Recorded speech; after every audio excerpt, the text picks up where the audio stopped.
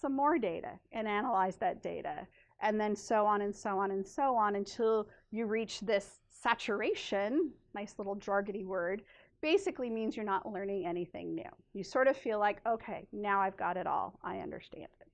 So it's a little bit different than doing sort of your data collection independently and then analyzing it all. Again, not necessarily that you have to do it this way, but I think grounded theory yields a pretty rich result at the end. In terms of analyzing your data, again, that's going on concurrently with your data collection. There's several phases that you go through. And so you'll do some initial coding. And here again is one of the real keys about the strength of grounded theory and using this process for an instrument development, is that it really wants you to use what's called in vivo, another jargon, I apologize. It just means in their own words. So you want to use the little phrases that people say as your codes, rather than making up your own jargony word to put on it. So I think that's really helpful.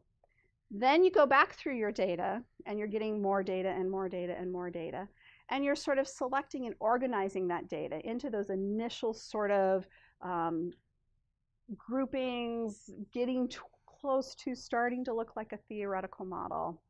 And then you sort of really push up your sleeves, and you want to put that data into this interpretive theory. And there's sort of a little model that you fill out in terms of how that phenomenon and all of the data that you have relate to each other. And so it gives you a very visual representation of all of that. So again, it's multiple passes through your data, concurrent data collection, and a very structured way of doing your analysis. So after you've done all of that, whether you were successful in completely defining your construct